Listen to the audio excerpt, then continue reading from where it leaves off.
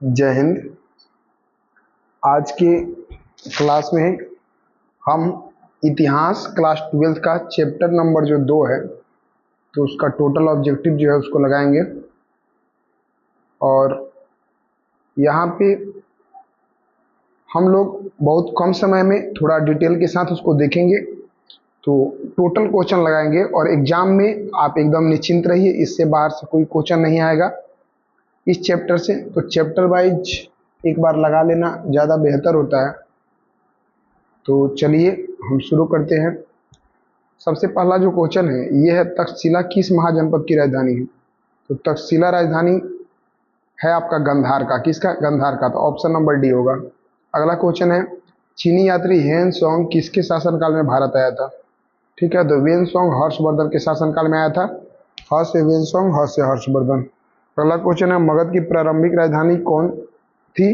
तो पहले राजधानी थी गिरिवर्ज या राजगिर। तो राजगिर कहेंगे। क्या कहेंगे? राजगिर। बाद में राजधानी बन गया पाटलिपुत्र। ठीक है। अगला क्वेश्चन है, कनिष्क अपने नाम के आगे क्या उपाधि लगाते थे? तो कनिष्क जो था वो अपने नाम के आगे देवपुत्र लगाता था, देवपुत्र। अगला क्वेश्चन है, गौतमी पुत्र जो सातकर्णी था। अगला क्वेश्चन है, गौतमी पुत्र सातकर्णी का संबंध किस राजवंश से था? तो ये सातवाहन वंश से था। अगला क्वेश्चन है, तमिल संगम साहित्य में वेल्लार किसे कहा जाता था? तो तमिल संगम साहित्य में वेल्लार जो है ये किसान को कहा जाता था। अगला क्वेश्चन है, शिल्प उत्पादकों और व्यापारियों के संघ को क्या कहा जाता था? तो इसको श्रेणी कहा जाता था। उत्पादक और व्यापारी के संघ को श्रेणी। ठीक है। उसके बाद में उदयन किस महाजनपद की राजधानी थी? तो उदयन जो थी अवंती की राजधानी, अवंती, क्योंकि वत्स का कौशाम्बी, चंदी शक्तिमती था। अवंती का राजधानी कहाँ था? उदयन था। मत्स्य का विराटनगर। चलिए अगला प्रश्न हम लोग देखते हैं। ये प्रश्न आपको थोड़ा कट के दिखाई दे रहा होगा, ठीक है, तो मैनेज करना है आपको। देखिए, कुषाण शासक अपने नाम से के आगे कौन सा उपाधि लगाते थे? तो कुषाण शासक अपने नाम के आगे देवपुत्र लगाते थे, देवपुत्र। और देवप्रिय का उपाधि कौन लिया था? वो अशोक था। देवपुत्र कुषाण शासक लगाते थे।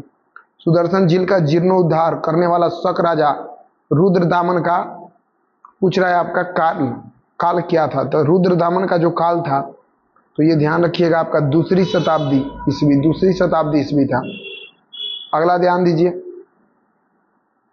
5वीं सदी का मंदसौर अभिलेख, जिसमें रेशम के बुनकरों की एक श्रेणी का वर्णन मिलता है, कहाँ मिला है? तो मंदसौर अभिलेख का जो वर्णन है पूछ रहा है कि ये कहाँ पर मिला है। तो ध्यान रखिएगा, मध्य प्रदेश। म से मंदसौर, म से मध्य प्रदेश, ऐसे ध्यान रखिएगा। द्वितीय बौद्ध संगीति का अध्यक्षता किसने किया था? तो ध्यान रखिएगा, द्वितीय बौद्ध संगीति का अध्यक्षता किया था सर्वाकामी। ठीक है, सर्वाकामी। पहला का अगर पूछ दिया जाए कि पहला का अध्यक्षता कौन किया था, तो ध्यान रखिएगा, पहला का किया था महाकश्यप, ये किया था फर्स्ट का। दूसरा का सर्वाकामी, तीसरा का मुगली पुत्र तीसस, और चौथा का किया था वसुमित्र। चौथा का कौन किया था? वसुमित्र। तो इन नाम चारों का बता दिए, ध्यान रखिएगा। आगे देखिए, बौद्ध संघ में प्रविष्ट होने का प्रक्रिया क्या है? बौद्ध संघ में प्रविष्ट अगर होना है तो प्रक्रिया है उपसंपदा। अगला देखिए, मौर्यकालीन कलिंग राज्य स्थित था। तो सबको पता है कि कलिंग उड़ीसा में था, लेकिन यहाँ पे है कि कलिंग उड़ीसा में किधर था? वर्तमान दक्षिण उड़ीसा में। ध्यान रखिएगा। मौर्य साम्राज्य मुख्य रूप से विभक्त था। मौर्य साम्राज्य विभक्त था जो, तो ध्यान रखिएगा, 5 प्रांत में विभक्त था मौर्य साम्राज्य। ठीक है। आगे ध्यान रखिएगा कि मौर्य काल में जनपद से प्राप्त होने वाली आय को कहा जाता था। तो जनपद से प्राप्त होने वाले आय को राष्ट्र आय कहा जाता था। मगध साम्राज्य की राजधानी कहाँ थी? पाटलिपुत्र। 16 महाजनपदों का उदय, तो इसके बारे में ध्यान रखिएगा, बुद्ध युग में हुआ था, बुद्ध युग में। ठीक है। निम्न में से कौन सा महाजनपद दक्कन में स्थित है? ठीक है, तो दक्कन में स्थित है असमत बोल सकते हैं, असमत। इसका राजधानी पोटली या पोतन था। ठीक है। सबसे दक्षिण में कौन महाजनपद था? ये भी असमल लिखा है, असमत होगा। आगे देखिए, सर्वप्रथम सिक्कों का चलन आरंभ होता प्रतीत होता है, तो ये 5वीं सदी ईसा पूर्व के लगभग से, ठीक है। गोत्र संस्था का प्रादुर्भाव कब हुआ था? गोत्र संस्था का प्रादुर्भाव कब हुआ? उत्तर वैदिक काल, ठीक है, उत्तर वैदिक काल में। उसके बाद में ध्यान रखिएगा 6ठी शताब्दी ईसा पूर्व में अनेक गणतंत्रात्मक राज्य अमेरिका में थे। इस प्रकार के राज्यों में एक शासक राज्य था। इस राज्य में किस महान व्यक्ति का जन्म हुआ था? महात्मा बुद्ध। 23 का डी ध्यान रखिएगा, इसमें सभी है तो सभी समझ जाइएगा। मेगास्थनीज की इंडिका के विषय में जानकारी जो मिलता है, तो इंडिका वास्तविक रूप से प्राप्त नहीं है, ठीक है, इंडिका वास्तविक रूप से प्राप्त नहीं है। उसके बाद में डायोडोरस ने इंडिका के कुछ उदाहरण को प्रस्तुत किया और इंडिका मौर्यकालीन इतिहास के बारे में जानकारी देता है। सब हो जाएगा, क्या होगा? सब। आगे ध्यान रखिएगा, मेगास्थनीज के अनुसार पाटलिपुत्र का प्रबंध 3 सदस्यों का एक आयोग करता था। इस आयोग के 6 मंडल थे, ठीक है, तो इस आयोग के 6 मंडल थे, प्रत्येक मंडल में सदस्य थे। तो बताना है प्रत्येक मंडल में कितना सदस्य थे? 5 सदस्य थे। अशोक द्वारा प्रचारित बौद्ध कर्म कहाँ, मतलब बौद्ध कर्म नहीं होगा, धर्म होगा, कहाँ प्रचलित नहीं था? तो ध्यान रखिएगा, जापान में था, सीरिया में था, श्रीलंका में था, ठीक है। तो बौद्ध धर्म कहाँ प्रचलित नहीं था? ब्रिटेन में नहीं था। अशोक के प्राप्त अभिलेख की संख्या कितना है? तो ध्यान रखिएगा, अभिलेख का संख्या 44। उसके बाद में अगला प्रश्न है, उत्तर पश्चिम भारत से प्राप्त अशोक के अभिलेखों में लिपि का प्रयोग किया गया है। तो अशोक के अभिलेख में लिपि का प्रयोग किया गया है खरोष्ठी लिपि। कौन लिपि? खरोष्ठी लिपि। आगे ध्यान दीजिए, यहाँ पे अशोक के कलिंग विजय का उल्लेख मिलता है। कलिंग विजय का उल्लेख मिलता है तो 13वां अभिलेख में मौर्य काल में सेना का प्रबंध करने वाला अधिकारी कौन था? सेना का जो प्रबंध करता था वो अधिकारी था बल्ला अध्यक्ष, ठीक है। तो ध्यान रखिएगा, सेना का बल्ले बल्ले है, बल्ला। प्रसिद्ध गायत्री मंत्र निम्न में से किस देवता को समर्पित था? ठीक है, तो जब गायत्री मंत्र का अगर बात आए तो सावित्री, ओम भूर्भुवः स्वः तत्सवितुर्वरेण्यं भर्गो देवस्य धीमहि धियो यो न प्रचोदयात्, है ना गायत्री मंत्र। तो ये सावित्री देवता को संबंधित था। उत्तर वैदिक काल में आर्यों के क्रियाकलाप का केंद्र कहाँ था? तो आर्य के क्रियाकलाप का केंद्र जो था सिंधु और उनके प्रधान सहायक नदियों के भूमि, यमुना से बंगाल के पश्चिमी सीमा तक। महात्मा बुद्ध के घर त्यागने के बाद उनका प्रथम गुरु कौन हुए? अलार कलाम। अलार और उद्रकरामापुत्र जो है ना, ये अलार कलाम होगा, ठीक है। तो अलार लिखा हुआ है, तो यहीं पे ऑप्शन नंबर सी। तृतीय बौद्ध सभा का आयोजन कहाँ हुआ था? तो देखिए, प्रथम बौद्ध सभा हुआ था फर्स्ट वाला राजगीर में, दूसरा हुआ था वैशाली में, तीसरा हुआ था पाटलिपुत्र में, ध्यान रख लीजिएगा, चौथा हुआ था कुंडलवन, ठीक है। तो तीसरा पूछ रहा है तो ऑप्शन नंबर बी पाटलिपुत्र। राजा कौन था तीसरा में? अशोक था। कौन था? अशोक। पहला में राजा अजातशत्रु, दूसरा में राजा था कालाशोक, तीसरा में अशोक, चौथा में कनिष्क, ठीक है। तो ये ध्यान रखिएगा। धम्म की शुरुआत किसने किया था? तो अशोक ने किया था। बौद्ध धर्म में थेरवाद का संस्थापक कौन था? तो ध्यान रखिएगा, बौद्ध धर्म में थेरवाद का संस्थापक था महाकच्छायन था। आगे ध्यान दीजिए, बौद्ध धर्म का महासंधिका संघ के संस्थापक कौन थे? तो महासंधिका संघ जो था उसके संस्थापक थे महाकश्यप। कौन थे? महाकश्यप। आगे ध्यान रखिएगा, महात्मा बुद्ध के जीवन की कौन सी घटना महाभिनिष्क्रम के नाम से जानी जाती है? तो गृह त्याग, घर का छोड़ना। जैन धर्म के त्रिरत्न नहीं थे, तो ध्यान रखिएगा, जैन धर्म में त्रिरत्न इनमें से कौन सा नहीं था? तो देखिए, जैन जो धर्म था इसमें सबसे पहले है कि सही आप दर्शन करेंगे, मतलब सम्यक दर्शन होगा, सम्यक ज्ञान होगा, सम्यक आपका आचरण होगा, ठीक है। तो यहाँ पे ऑप्शन नंबर आपका डी जो है ये नहीं होगा, विचार का बात नहीं है, दर्शन यानी विश्वास, फिर सही ज्ञान और सही आचरण है। तो ऑप्शन नंबर यहाँ पे डी होगा, ऑप्शन नंबर डी नहीं है, नहीं, ठीक है। जैन धर्म के 24वें तीर्थंकर कौन थे? महावीर स्वामी। पार्श्वनाथ कै नंबर के थे? तो ये थे 23 नंबर, 23 नंबर, ठीक है। 1 नंबर के थे ऋषभदेव, 1 नंबर के ऋषभदेव, ठीक है। तो ध्यान रखिएगा। आगे देखिए, लिंगायत विभाग की स्थापना किसने की थी? लिंगायत विभाग का स्थापना किसने किया था? तो ध्यान रखिएगा, वत्सव वसव वसव, लिंगायत विभाग का स्थापना किसने किया था? वसव ने किया था। उसके बाद में ध्यान रखिए, तीसरी शताब्दी के आसपास प्रथम जैन सभा का आयोजन कहाँ हुआ था? तो प्रथम जो जैन सभा था ये पाटलिपुत्र में, फर्स्ट वाला जैन सभा पाटलिपुत्र में, और सेकेंड वाला हुआ था वल्लभी गुजरात में। तो जैन सभा दुइये गो हुआ, पहला पाटलिपुत्र दूसरा गुजरात में, ठीक है। पहला का अध्यक्षता किए थे स्थूलभद्रा, दूसरा का देवाधी क्षमा श्रवण। तो ध्यान रखिएगा। आगे देखिए, जैन धर्म और बौद्ध धर्म में क्या समानता थी?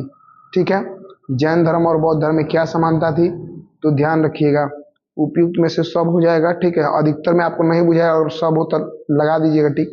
दोनों अनीश्वरवादी थे, दोनों वैदिक कर्मकांड के विरोधी थे, जाति प्रथा का दोनों धर्म में स्थान नहीं था। तो ये ध्यान रखिएगा। सांची स्तूप का खोज किसने किया था? तो 43 का आपका ए होगा जनरल टेलर, जनरल टेलर, ठीक है। सांची स्तूप का खोज जनरल टेलर। शैव धर्म के अनुयायी कहलाते थे, तो शैव धर्म का जो अनुयायी था ये कहलाता था आपका नैनार। कौन कहलाता था? नैनार कहलाता था।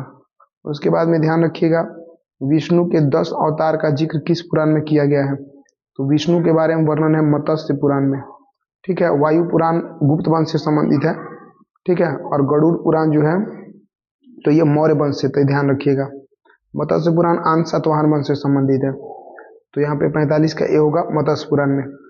वासुदेव कृष्ण जिन्हें भागवत संप्रदाय का प्रणेता कहा जाता है, जन्म किस कुल में हुआ था?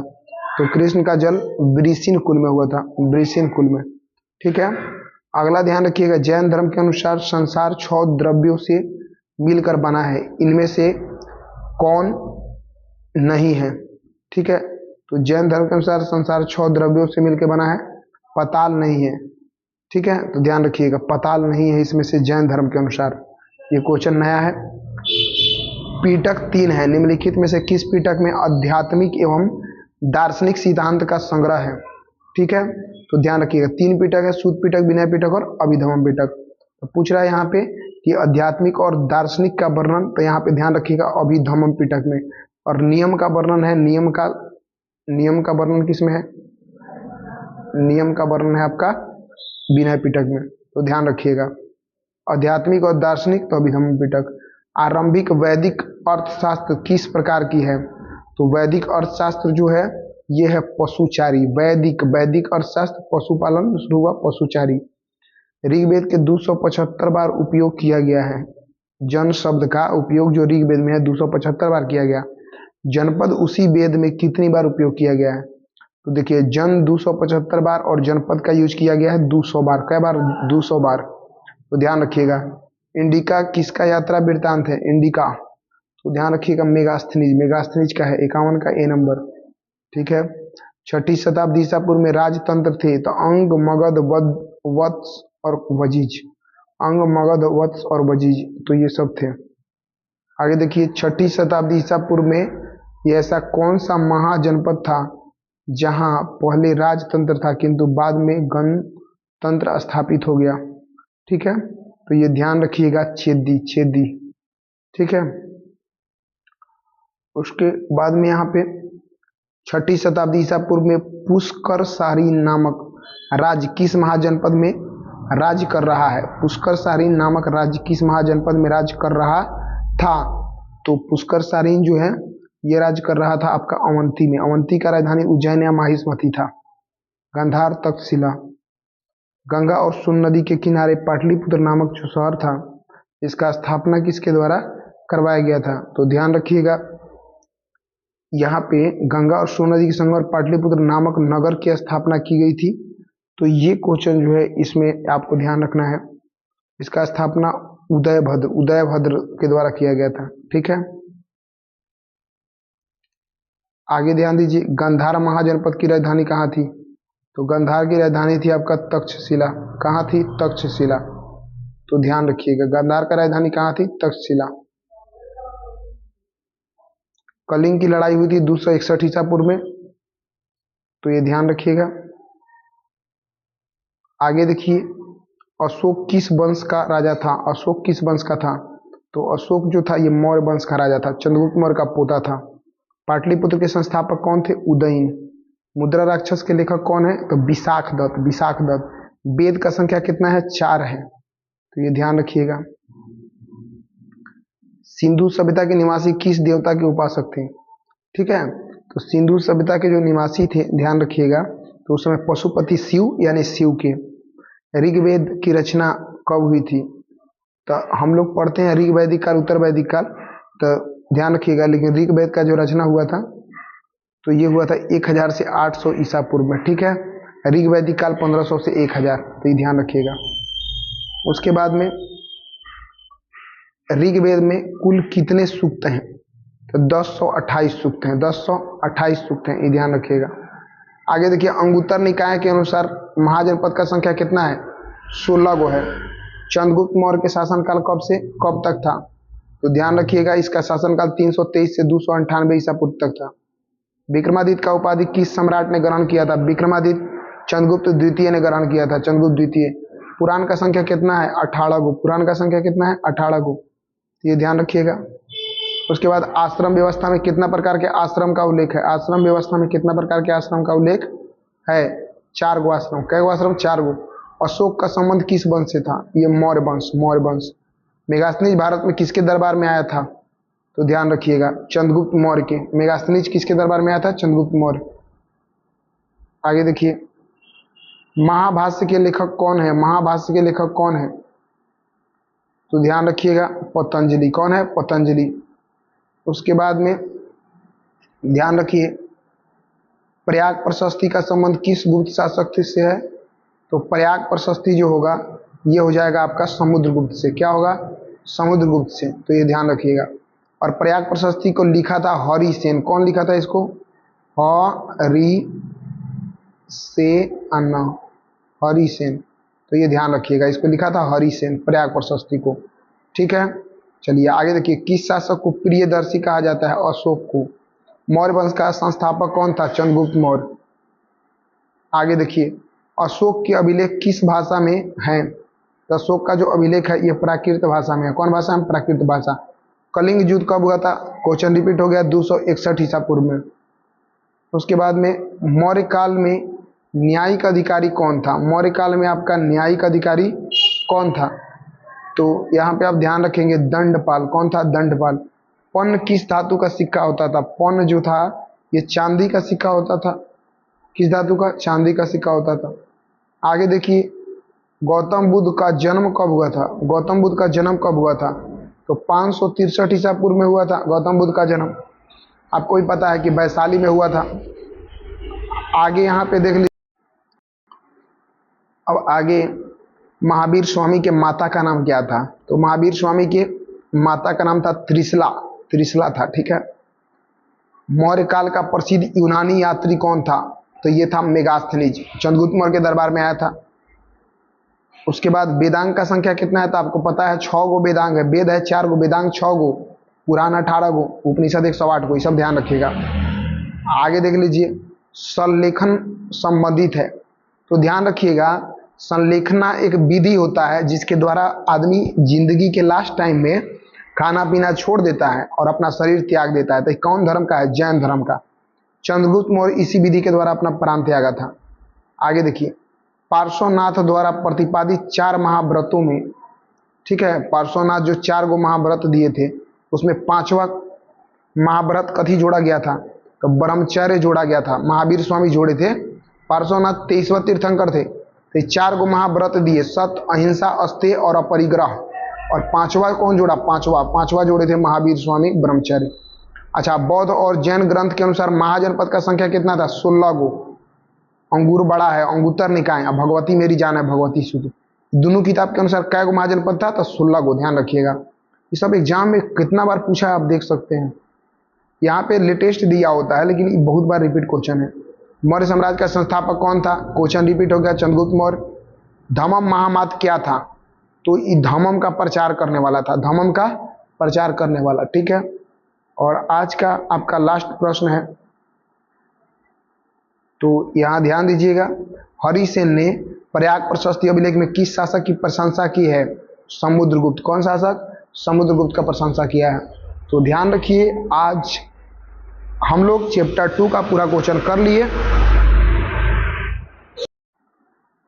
थोड़ा बहुत बाहर का आवाज़ आया होगा तो उसके लिए आप थोड़ा मैनेज कर लेंगे, ठीक है। बाकी आज के लिए इतना ही रखते हैं। अब जल्द ही चैप्टर 3 का भी मिलेगा, चैप्टर वाइज आप लगा लीजिएगा। और फिर यूट्यूब पे फ्री जो क्विज है, तो क्वेश्चन जो पूछा जाएगा वो संडे को 7 बजे से पूछा जाएगा, तो उससे भी आप जुड़ जाएंगे, तैयारी बिल्कुल बेहतर होगा और अच्छा आपका नंबर आएगा। बाकी जो A1 आर्ट्स क्लास का जो गेस पेपर है, A1 आर्ट्स क्लास का, ठीक है, तो ध्यान रखिएगा A1 आर्ट्स क्लास, तो इस गेस पेपर को आप पूरा कर लेंगे, सब्जेक्टिव इसका A1 आर्ट्स क्लास, तो इसका आप पूरा कर लेंगे सब्जेक्टिव। और उसके बाद में आप क्या करेंगे कि चैप्टर बाई ऑब्जेक्टिव कर लेंगे, ठीक है। आप हाल ही में क्रैश कोर्स भी शुरू होने वाला है जिसका ऑफर 15 अगस्त को आएगा, फी अभी डिसाइड नहीं है, तो आप उससे भी जुड़ सकते हैं और बहुत बेहतर अंक आप प्राप्त कर सकते हैं, ठीक है। आप मेहनत करिए, बाकी हम आपके साथ हैं। Thank you.